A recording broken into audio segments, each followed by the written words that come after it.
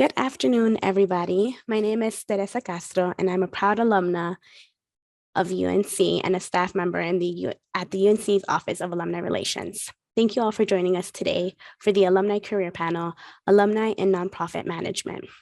Today, we will learn from and connect with fellow UNC Bears working in this industry. Before I introduce our panelists, I would like to share a few housekeeping items. First, this event will be recorded and will be available on demand a week from the event on the alumni website. I will post the link in the chat. I invite you all to start building your network and reach out to the panelists after the event. I will post their contact information in the chat towards the end of this virtual event. I will go off screen after introductions and will return towards the end of the event to provide a closing statement. As we highlight the careers of these alumni, I invite students, fellow staff, and faculty to ask questions via the Q&A feature. Now, please help me welcome our panelists. Panelists, please introduce yourself by stating your name, pronouns, title, the organization you work for, UNC degree, and a little bit about yourself. Michelle, we'll start with you. Okay, thank you. Hi, I am Michelle Kempema, and it's she, her, hers. I am the executive director of the Colorado Model Railroad Museum, which is actually in Greeley, just down the street from UNC, so I didn't go real far away. I graduated in 2010 as a non-traditional student and single mom. I went back to college to finish college and got a degree in business management with a minor in sociology. And I worked human services before I went and finished my degree. And now I work in a museum world, which is a different kind of nonprofit. And so I really loved this whole world. So thank you for having me on the show. Thank you. Imani, how about you go next? Awesome. Hi, everyone. My name is Imani Limberg. I use she, her pronouns, and I am currently the Assistant Director of Advocacy Services at the University of Northern Colorado. I graduated from UNC back in 2020, so I was a part of the pandemic class, but I got a bachelor's in psychology and then a bachelor's in criminology and criminal justice with a sociology minor. Like I said, I did come back to UNC. I left for a little bit and then came right back. So, like they say, once a bear, always a bear. Thank you, Imani. Rigo, how about you? Good afternoon, everyone. My name is Rigo Rangel. I'm the Education Program Officer at the Well Trust. I graduated from UNC with a degree in history in 2010 and a master's in higher education and student affairs leadership in 2014. And like Imani, UNC draws you back. So I came back for another degree and for the community and for all the great lessons I've been taught here. Yes, thank you, Rigo. And Jen? Jen Taylor. Hello, everyone. Thanks for having me today. UNC class of 1987, she, her, hers. I have not worked in the nonprofit world as an employee until this most recent job with the Colorado Springs Leadership Institute, where I am executive director. I served on a lot of nonprofit boards prior to this, working in different industries myself. So actually working for a nonprofit has taught me a lot of lessons. So I'm looking forward to talking about some of that. I've lived and worked in Colorado Springs ever since I got out of college. So I'm glad we stayed in state and we can still brag about the Bears. Oh, yes. Thank you, Jen. And lastly, I'll hand it over to Libby for her introduction and who will also be facilitating this conversation. Thank you. Thanks, Teresa. And thank you all for having me. I'm really excited to be here this afternoon. My name is Libby Klingsmith. I use she, her pronouns, and I am a Pathways Director with the Attainment Network, which is a statewide nonprofit here in Colorado that is working to create education to workforce pathways that lead to family living wage employment for learners. And so we do that by creating partnerships and helping people learn how to work together in partnership to really build those pathways out for students. I have degrees from UNC from 2001 and 2003 in social sciences, and then a master's degree in educational leadership and policy studies from UNC as well. And my very first job out of college was at UNC in the Center for Human Enrichment. So I have a storied career in history at UNC, and I'm just thrilled to be back here with you all today. A little bit about myself. I'm still here in the area. I live in Fort Collins with a 14-year-old daughter and spouse, and who also went to UNC. So we're really excited to continue supporting our local education institutions here in Northern Colorado. So with that, we are going to jump into some questions and have our panelists, to Jen's point, share some of their experiences, perhaps some advice, words of wisdom, as you all think about what it might look like to move into a nonprofit management or nonprofit career. So we're going to start with Michelle. And just, Michelle, if you would share with our students how your UNC experience helped you launch into your career and your current role. Okay, yeah. So before I went back to college to get my degree, I did do a lot of human service work, and I actually served on a couple of boards, and I worked for a nonprofit, but I was never in charge of that nonprofit. So I never had to worry about budgets and finances and all of those things. So when I was reading this question, I was thinking, you know, what did I take away from UNC that I might not have loved while I was there, but really is important? And honestly, I appreciate that I did do those finance classes and those accounting classes and understanding, because I have a passion for what I do and I want us to succeed as a nonprofit. And so coming out of my well-rounded education from UNC, I'm able to fully support my role as the executive director, because I do understand the financial side as much as I understand what the mission is and the passion for that. And I think sometimes that gets lost with people. They don't understand that to run something, you have to think about all the business aspects of a nonprofit, because it is a business. You know, we try to break even at the end of the year, but any profit that you have is just something you can use towards your mission. And so we are a business.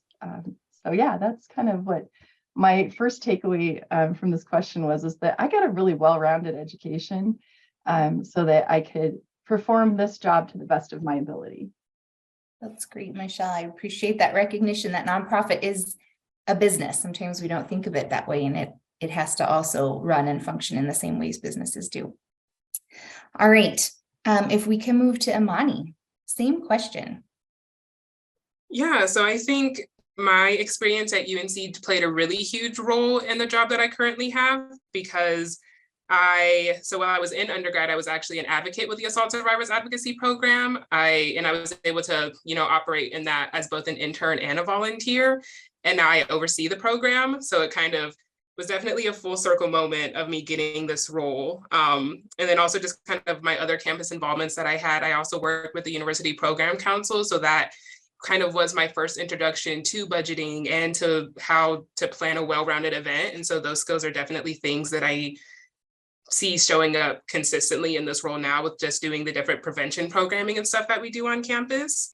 And yeah, just again, being a part of ASAP when I was in undergrad, really, I learned how to value this kind of work, and everything just fell into place when I graduated with my master's, and then this role opened up. So that's great. Thanks, Imani. So of course, love hearing the connection of what you did in college and how that's having true connected meaning for you in your work. It's great. Yeah, absolutely. Rigo, if you'll answer the same question for us. Yeah, I sort of took the same approach as Imani. I think college campuses as microcosms are really good and really long practice sites for the outside world. How you navigate UNC can be a model on how you navigate a post-graduation world and your career seeking efforts. Getting involved with student groups, taking on leadership roles within those groups, teaches you how to lead meetings, set meetings, task, become more goal-oriented. Also, if you're part of a student organization, you're going to learn some budgeting, you're going to learn a little bit about grant writing, you're going to learn a lot of different aspects that you could use as work experience out once you graduate from your undergrad or from your master's program. So, I had a lot of experience with developing projects and programming. So that was really helpful for me. I think my intention was always to work in public service and the nonprofit. So those experiences definitely prepared me to be highly employable once I was seeking out an opportunity post-graduation. Great, thank you. And Jen, over to you. I failed to mention in the intro that my degree is in political science and a few credits away from a minor in business. So I would echo what you said, Michelle, about the importance of those business skills, learning marketing and the financial side of things. That helped me a lot, not just in this most recent job, but in my career in general. But with that political science degree, we did a lot of communication skills building, like debate and public speaking and a lot of those kinds of things. And those are just priceless when it comes to being in the business world and the nonprofit world, being able to communicate well and being able to listen and really hear what people are saying. So I think those particular skills coming from UNC have really helped me throughout the years. Thank you. And I will be sharing throughout, not on all questions, but for this one, when I think about my UNC experience connected to the work that I'm doing right now, my work in nonprofits has really been human service centered and very much in the educational sphere, whether in an educational institution or in a nonprofit like I'm working right now. And so I think the things that I did at UNC, working in academic advising, I worked in new student orientation, all as an undergrad, and then moved into working for the Center for Human Enrichment, all really helped me understand, I think similarly, Jen, how to listen deeply to people and to help people navigate their path rather than me try to navigate that path for them. And I think in a nonprofit serving communities, that is a really critical piece of what we do, is listen to communities and understand how to help communities get where they are going. And so my experience, like Imani and Rigo, being connected right as an undergrad was really valuable to me in my current role. So we're going to shift gears a little bit, and Imani, we're going to start with you this time. If you can think about one or two leadership or even customer service practices that you've incorporated into your work that have helped you to move your career forward, if you wouldn't mind sharing that with our students.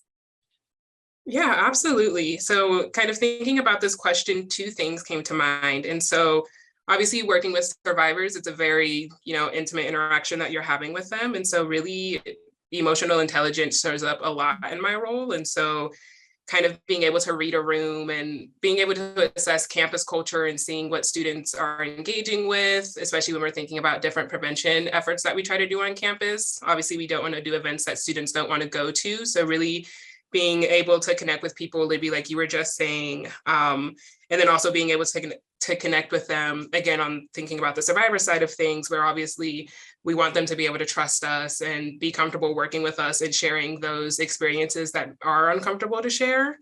And then I think another one would be adaptability. I moved to Oregon in 2020 as well. That's where I got my master's. And so obviously had to adapt to a lot. And it was a very stressful time to be moving during that time because we didn't know what was going on. And I didn't know if classes would be in person or whatnot.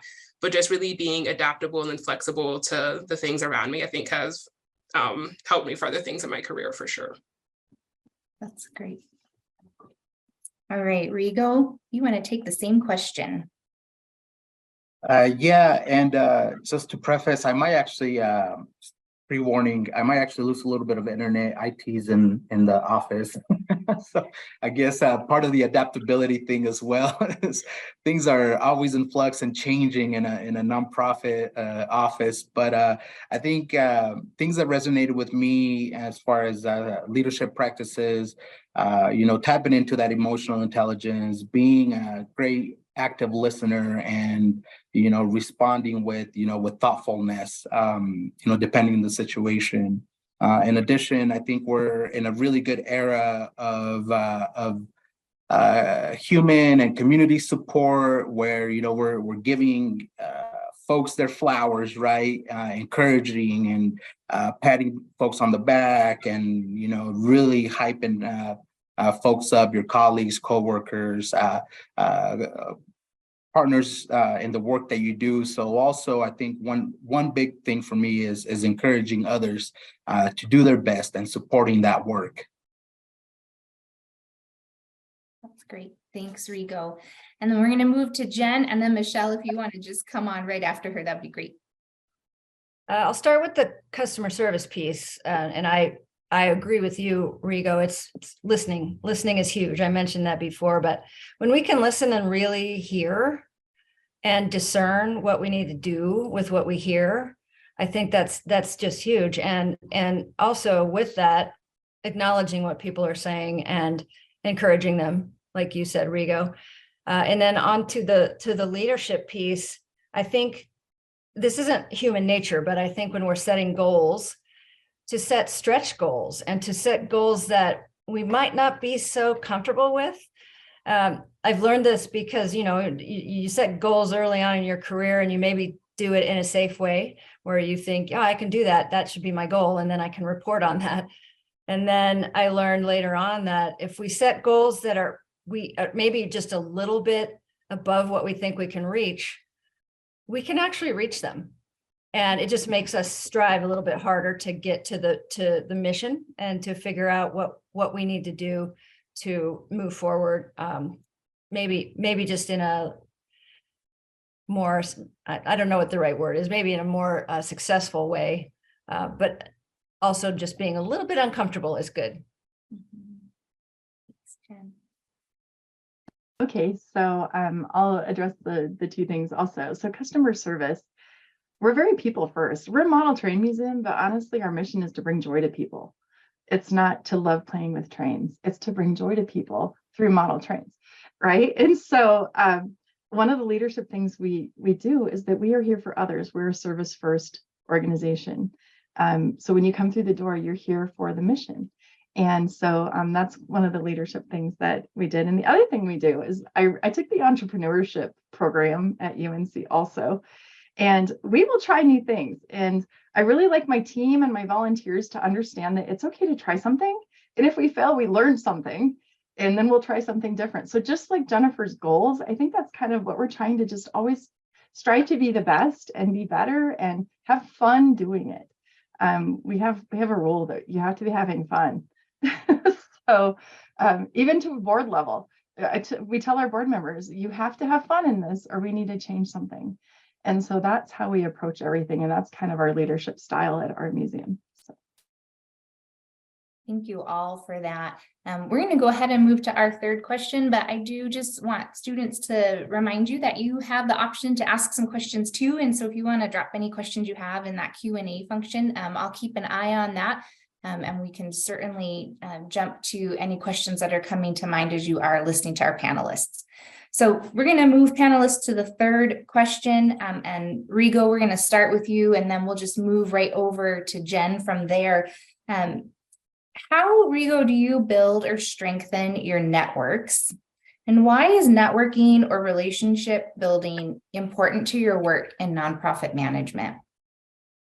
Yeah, thank you, Libby, for the question. These were really thoughtful questions, by the way. And, I had to try to dig deep or find instances that resonated with me because there's so many and they really spark up a lot of thought within me. But as far as building networks, I think I sort of, the personal and professional overlap with me, in building networks, treat everyone with respect, be genuine, be your authentic self, And once you're, true to yourself and you're honest with others, I think that could result in really strong and trusting professional and personal relationships.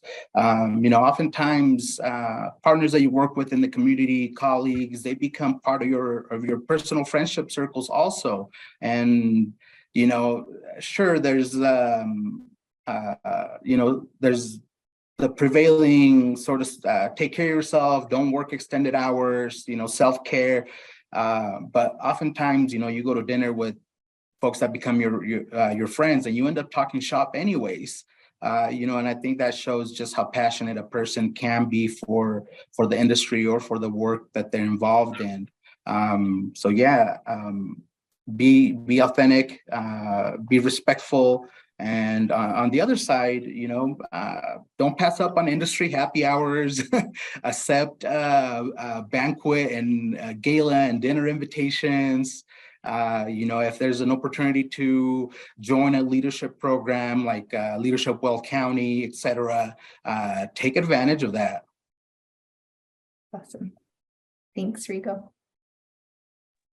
That's a great segue, Rigo, because I work for a leadership organization. I would say Colorado Springs is just like any other community when it comes to networking. And in my career, it's been critical for me to network in a lot of different ways and in an intentional way, not just for the benefit of my own organization, but for personal growth. And through my networking throughout all these years, that's how I've found every job that I have. So there's that piece of it, that personal piece of it. And I think ways to do that are, yes, and attend events that are relevant to what you're doing, where there are going to be people that you want to meet, and figure that out ahead of time, and then make a plan and ask for connections. If there's someone at an event that you want to meet, find somebody that that knows them, and ask for a warm introduction. Those are helpful ways. And then on the opposite side of that, be willing to make introductions for other people. And that starts to grow, and your reputation becomes a person that's a connector. And that will benefit you, I think, in the long run. It has for me. So, and of course, attending events, it's a fun thing for some, and it's not a fun thing for others, but pick the ones that you enjoy and can serve you or others in some way. I so appreciate listening, Jen, to both you and Rigo, and my heart is racing just even talking about networking. So to any student out there who is a bit of an introvert like myself, just the idea of going to events makes my palms start to sweat just a little bit. So I'm going to just kind of lean into that a little bit because this has been challenging for me across my career, and yet there's such value in creating meaningful and authentic connection, just like Jen and Rigo have been saying. And so the things for me that I lean into, knowing that is time after work and in the evenings with people I don't know, is maybe not my favorite thing to do. I would prefer to be with family or doing some of those other pieces. So where I have learned to sort of find my voice in networking and creating my own sense of community is just leaning into the good work that I do. So I think Rigo talked about this, like really just spending time doing my job, whatever job I'm doing, is as well as I can do that, so that what I'm creating is a reputation for somebody who follows through on their commitments, works well, with others, listens. And in that way, we're building connection that people feel like they can trust. So when we come into partnership again together, I'm hopefully showing up as someone people can trust. And so that's one way that I've sort of non-traditionally, I think, built community and network with people.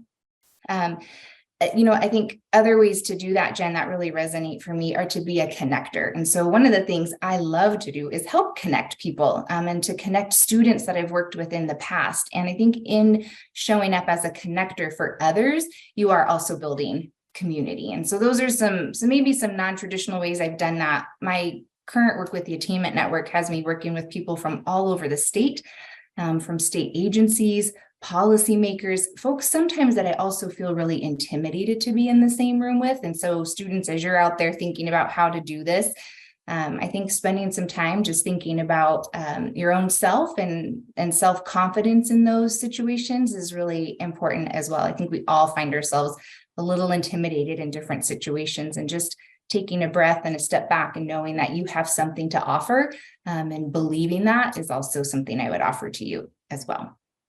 So just some thoughts there. Michelle, if we can hear from you, and then Imani, if you want to close this question out, that'd be great. Okay, so Jen and Libby, awesome, everything you guys said, Enrico. Okay, so I'll just build on that and say that I asked questions. I entered a job in this position to run a model train museum. I don't have a clue about a model train, right? So I went in with it being my authentic self, like Rigo said, and I asked, teach me to do this. And I think if you're willing to ask a question, and I know it's terrifying, but actually people who have a passion for what they're doing, they're excited to tell you. And so I think if you can have that self-confidence, like Libby's talking about, and ask a question, I think that really builds relationship, and it helps with the human connection piece of it too, because now you are in that learner-teacher situation where you are sharing resources and education, and it just takes that relationship deeper. And relationship is so key in nonprofit worlds. We're all working together, not only to enhance your own business, but honestly, for the people that we serve, they need jobs, they need joy, what I do, they need a career path, and they need safety from the money. And they need, so like we all are in this together. And if you think about that, it takes that personal fear away, because we're all working for the same thing, which is a better world for everyone. So.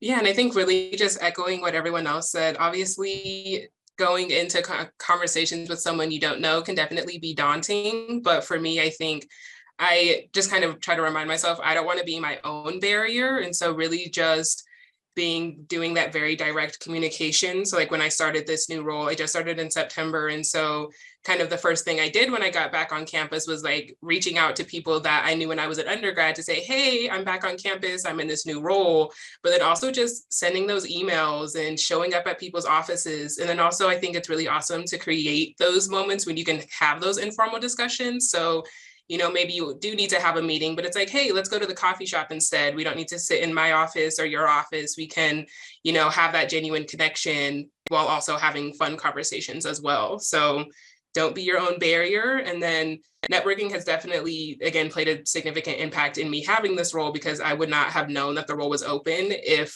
the networks that I built while I was an undergrad, if the former assistant director hadn't reached out to me to say, hey, this role is open, I probably wouldn't have known about it otherwise. So we had a question in the chat, and I realized that kind of moved to answer, but I'm going to ask it anyway. Sort of building on this, you all, it can be scary, especially when you're new in your career, to ask people to sit down for coffee or to get to know them. And so what advice would you give to new students, new in their career, to do that? And even more specifically, how do you like to be approached? So if a student on this panel wanted to get in touch with you, what advice would you have for them to make that first introduction? If anyone wants to start.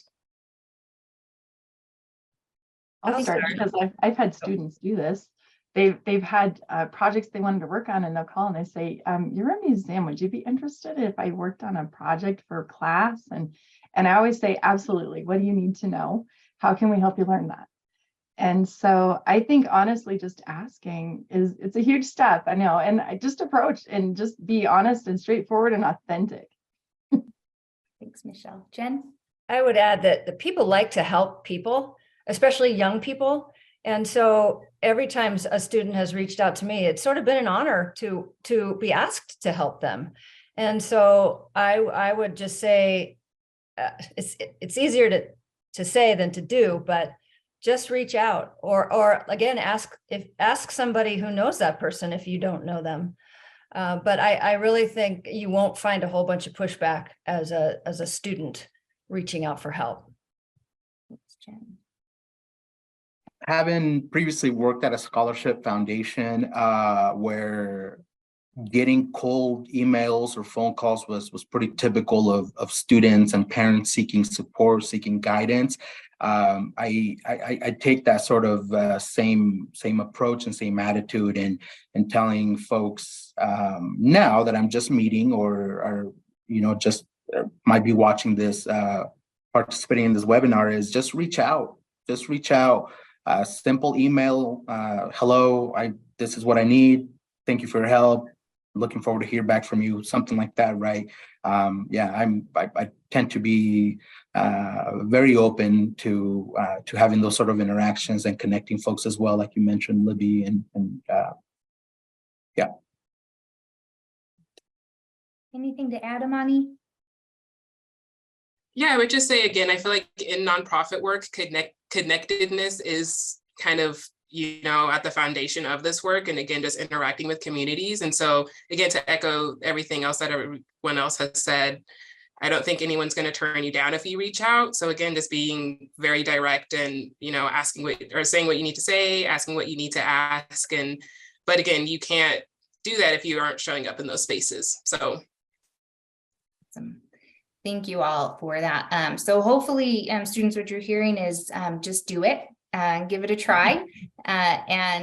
We work in a notoriously human-centered space in nonprofit, where I think, as you heard from all the panelists, there is a lot of joy that comes from helping the next generation of people find their footing in this work. And so it sounds to me like anybody on this panel would certainly take that email from any one of you, and we'd encourage you to do that with others that you're interested in connecting with. So thank you all.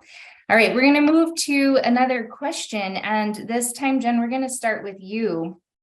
So we're going to shift a little bit here. If you wouldn't mind talking about or sharing a difficult lesson that you've learned throughout your career path, and how might students avoid learning that the hard way?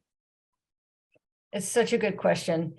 And it's a mistake that I made way more than just once. And it goes back to Michelle's point about asking questions. And I learned about myself that I wasn't confident enough to ask the right questions, or to ask what I might think somebody would think was a dumb question, or to appear that I didn't know the answer. That was a mistake. Every time that happened to me, that was a mistake, not asking the questions. And so I would just echo what you said, Michelle, about have the confidence to ask the questions, because in reality, there are no dumb questions. In whatever we're talking about, there really are no dumb questions. So that's my advice, and I learned it the hard way. Thanks, Jen. Michelle, if we can go to you, and then Imani, if you want to pick up right after that. Sure. I've also learned Jen's lesson, but what came to mind for me was that when I took this leadership role, and now I'm in charge, right? And everything has to move along. And I thought I was a great communicator because I talk a lot, so I must be communicating everything I need to everybody. And then I did Leadership Wild County, and we actually went through a leadership course in there, and we did a survey among my volunteers about what do I do. And the lowest thing I had was communication, because I actually wasn't like writing it down and making sure they knew what we were doing and where our future plans were. I just assumed we're all moving on the same boat and we're all going the same direction. And I didn't communicate effectively, because you can tell one person something, but until you tell it to all your volunteers in a very effective way, it's just that's a lesson that I learned. Yeah, I feel like I can really relate to what Michelle said, because I feel like something that I encountered very early on into this role was I would kind of just assume that everyone around me knew what was going on. And so I really had to learn, and it's definitely something I'm still learning, of like slowing myself down and taking that step back, so I am able to, share the full picture with folks, instead of, again, going in with that assumption that like, what my program is, exactly what ASAP does. And again, starting kind of at that foundational level of like, this is what we do, this is what we are, and things like that. So.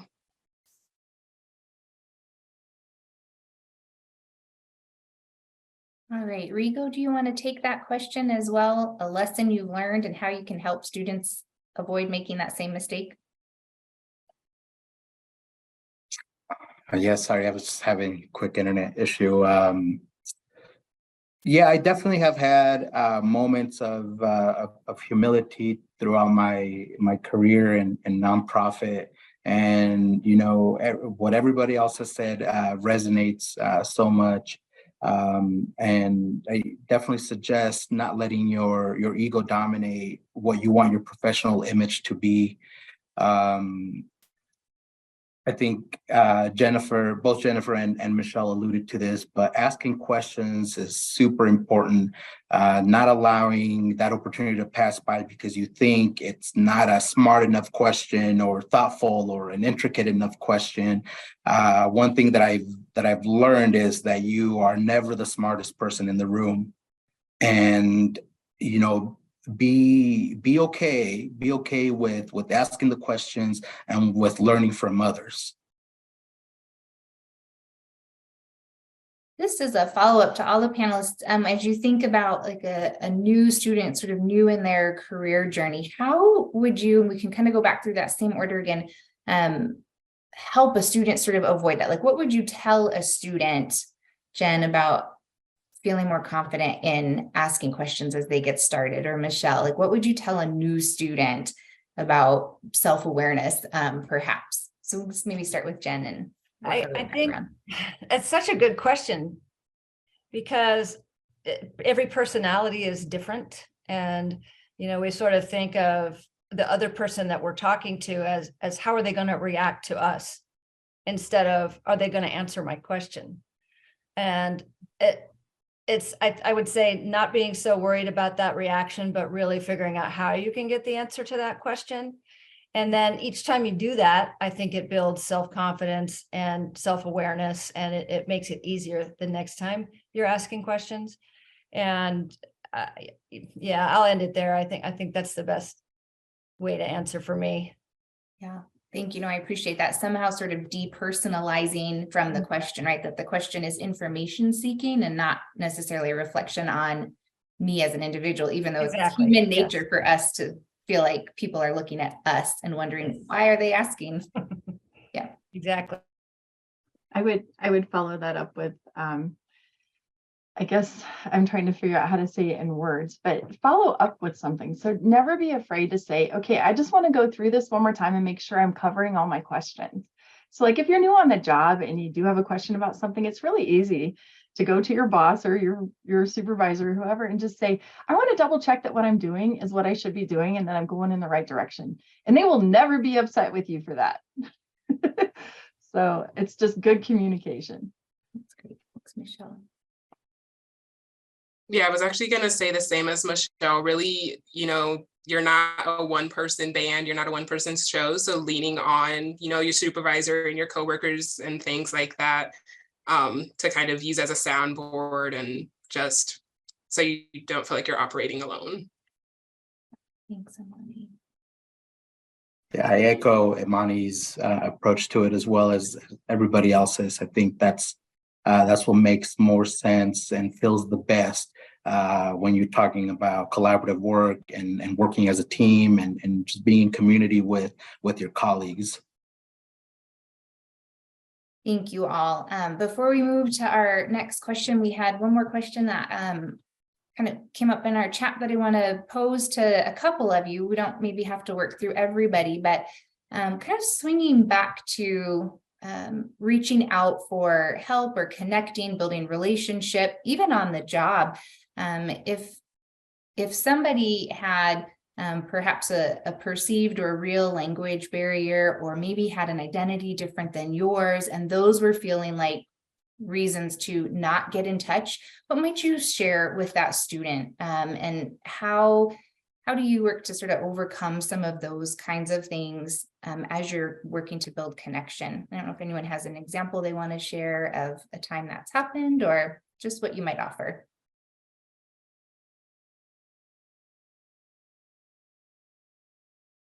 I have sort of a different kind of example, but it's a volunteer thing, but it would be the same in an employee relationship. But we work with autism. And so we have an entire program to bring volunteers with autism to come in and be a part of the museum team. And we have a special training for it among our other volunteers and staff. And I think it's really effective. And we're just really conscious of everyone's comfort zones and how they're feeling, and we communicate really, really well.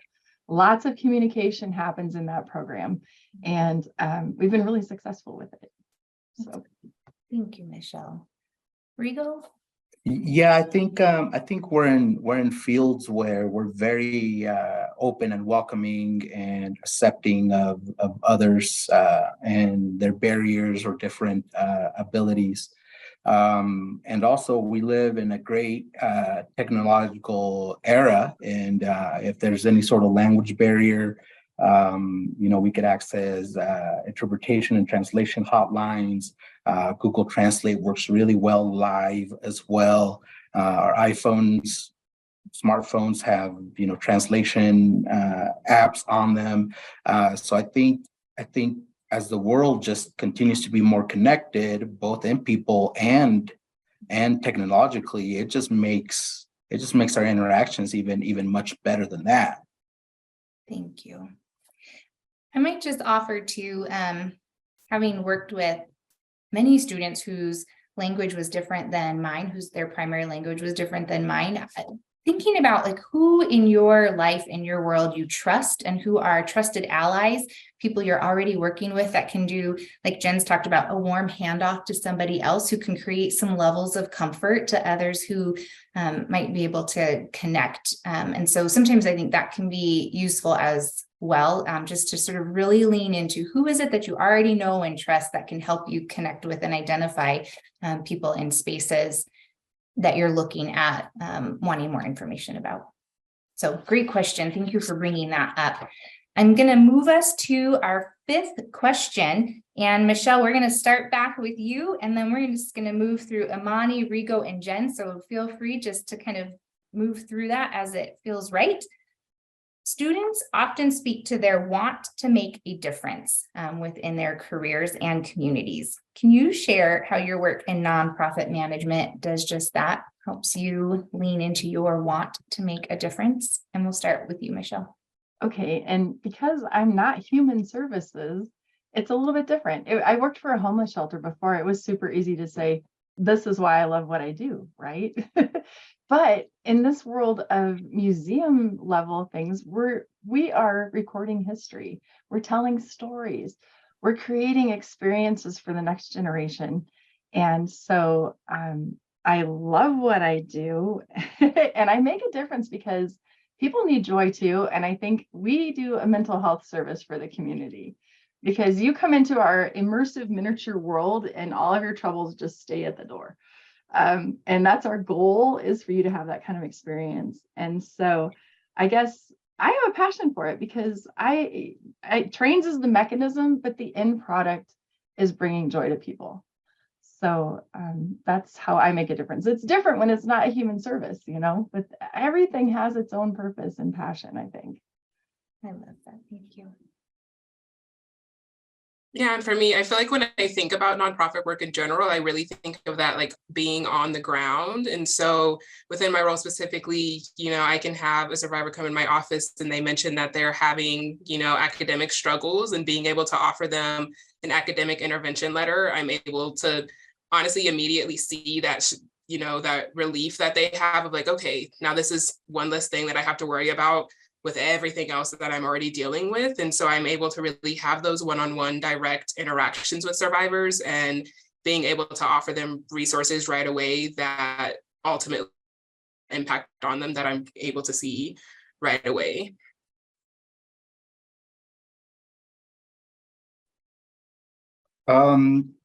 If you haven't visited the Railroad Museum, the Train Museum, please do so. It's super fun, and I agree that it provides a great community and society purpose. So please check it out if you're in Greeley. Working in philanthropy is very rewarding. Like mentioned, yeah, I'm not providing a direct human service, but the organizations we fund and the programs we help get off the ground have tremendous community-wide impact. My approach as a program officer is to build a relationship with our grant partner and working with our grant partner, serve as a sounding board, provide feedback and guidance as appropriate to ensure that they're going to have an impactful and goal-oriented program or project. Thanks, Rico. I too am not in human services. I'm in leadership development. I like to use the word impact a lot. And so we create leaders that have an impact in our community. A couple of you mentioned Leadership Weld County. We have a similar program in Colorado Springs, Leadership Pikes Peak. We have also the Colorado Springs Leadership Institute, my organization, and several others. So the goal is to create people who have an impact in our community. To students, I would say, when you're trying to figure out what you want to do, what sector nonprofit you want to work in, think about what you're passionate about. And it may be human services, it may be arts and culture, it might be homelessness or affordable housing. It could be anything. But if you really dial into what your passion is, that will help avoid burnout down the road, because it's nonprofit work can be hard. And it can be, I think, sometimes draining if it's not something that you're passionate about. So I think that's really something to think about within yourself as you're choosing what you want to do. Yeah, thank you all. Students, I think you heard there are elements of direct service in nonprofit, and then there are also incredible opportunities to impact larger systems. And so you've got great panelists here who are working at the systems level to create and open doors for others within our communities. And so thinking about nonprofit in that way, that there's a direct service component, but there's also very much a systems change component that is happening in that nonprofit space as well. So we're at just a few minutes before we wrap up, and students, if there's any last burning questions, please feel free to put that in our Q&A. I am going to go ahead and get our panelists started on some final words though for you. And so Imani, we'll start with you. If you can provide a final word of advice for our UNC Bears currently seeking a job in nonprofit management, what would that be? And then we're going to move to Rigo, Jen, and Michelle. Yeah, Jennifer definitely touched on what my response to this question would be in her last response, which was to follow your passions, hit the ground ready to do the work, because you really can have such a huge impact in doing nonprofit management work. Thanks, Imani. I think this, I mean, we've heard this, I think, throughout the conversation is that your emotional intelligence abilities are just as important as your other leadership and management abilities. So when seeking employment, interviewing, having conversations, networking, yeah, don't be afraid to highlight what might be considered alternative leadership abilities. They're just as important. Absolutely. That's a great comment, Rigo. I like that a lot. I would say for students looking at the nonprofit world, get comfortable with fundraising. It is a necessary evil in nonprofit work. And really, no matter what your role in the organization, there will be some component of fundraising involved. That doesn't necessarily mean grant writing. It doesn't necessarily mean direct asks, but there is going to be a component in there somehow. And it doesn't have to be daunting. It's just something that you need to learn about and get comfortable with, because that's what we do in nonprofits, is raise money. And to go off the raising money, you don't have to be scared, because you're raising it for the mission. It's not about you. That's the biggest thing I tell people. I'm like, don't worry. It's about the mission. So you takes the personal out. So, but it's relationship based, to go back to that. But what I was going to say for my end thing is that if you find that you don't get that job in nonprofit, at the nonprofit you want to work at, and you end up in some sort of business job, serve on a board, volunteer, get involved, choose something you have a passion for, And I so encourage students to look at volunteering and being on a committee for somewhere, and that's how you get on a board for somewhere. And you will have so much experience from that you can take into your career in nonprofit. And so that'd be my encouragement. Awesome, Michelle. A couple of things are coming up for me as we wrap up our time together. One is that this world is a small world. Folks are fairly connected in these spaces because nonprofits don't do the work alone. They rely very much on partnership and intentionality in partnership. And so as you get to know people and know what's happening across those spectrums, the chances that folks are going to know what you've done or they know someone that you know are great. And so as you think about how you present yourself and show up in every situation, remember that it's a small world that you are working in, and that can work wonders for you, and I've seen that be challenging for people as well. So keep in mind, this is a small world that we're working in. The other thing, and probably the most important thing for me that I would offer in closing, is to always keep in mind the communities that you're serving. So at the heart of our work, Michelle's been talking about this for the last hour, is the mission of what it is we are doing. For me, it's the communities that we serve. And so not coming in and doing anything to our community, but wanting to work alongside of communities and honoring that communities. They have a unique culture unto themselves, right? And so being passionate about who we're serving and how we partner alongside them to help them do the work of making improvements that they see as important in their community, I would encourage all of you to keep that at the heart of everything that you are doing. So thank you all so much. We'll turn it back over to Teresa. Hi, thank you so much. It was so insightful to hear from all of you. So thank you to our panelists, our moderator, and to all of you for joining us today. It is always an honor and a pleasure to host fellow bears and hear about their UNC experience, their unique identities, career paths, and industry insights. Throughout the semester, we will be hosting virtual alumni career panels. To learn more, you can visit www.unco.edu/alumni/careers. I hope you all have a great evening. And panelists, if you all want to unmute yourself, and on a count of three, we all say go Bears, we'll wrap this up. 1, 2, 3. Go Bears! Go Bears! Thank you.